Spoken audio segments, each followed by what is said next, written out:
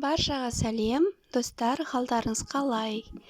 Достар, мен бүгін сіздерге түрік елінің өте танымал, өте дәмді, жасалу өте оңай, тәтті печеньесінің бірі, шекер-пәре печеньесінің жасалу жолымен бөлісемін. Рецепттің толық мөлшерлерімен описаниеге жазып кететін боламын. Бұл печеньенің ерекшелігі сироп құймай құрғақ күйінде де жесеңіз өте дәмді, немесе сироп құйып, сиропты сіңдіріп жесеңіз де өте жұмсақ, өте сочный, өте влажный, өте әдемі печенье.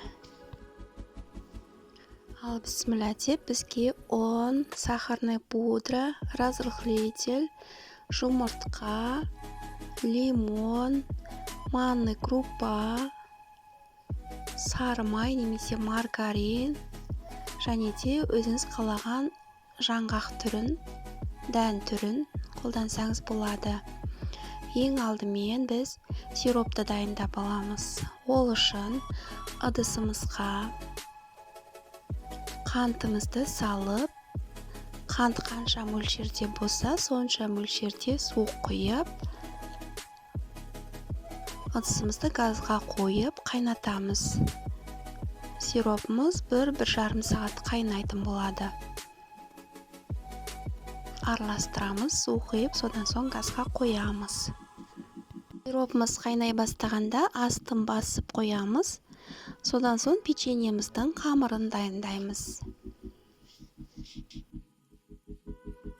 Бұл жерде лимонды тек сиропқа ғана пайдаланамыз.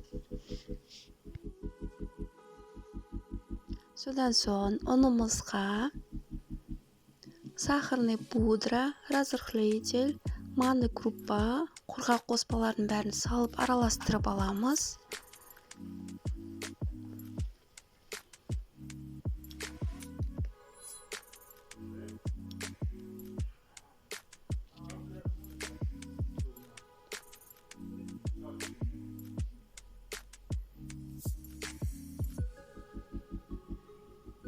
Жақсылап араластырып болғаннан кейін сары майымызды салып, тағы да араластырамыз.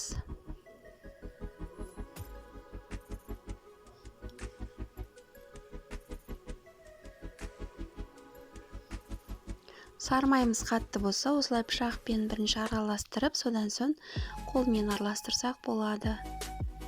Немесе сары майды алдын ала шығарып қоюымыз керек, кішкене жұмсарып тұру үшін.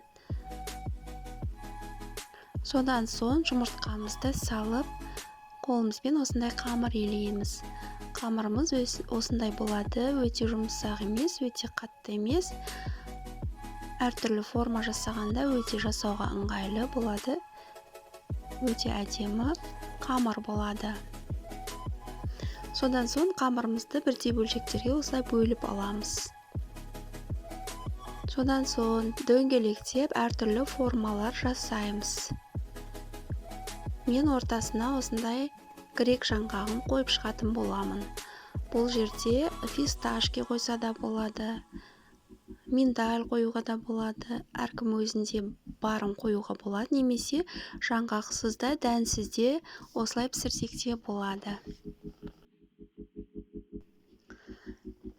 Содан соң бетін жұмыртқамен жақсылап майлап, жұмыртқамызды жағып, қызып тұрған духовкамызға 180 немесе 190 градусқа 20-25 минутқа қоямыз.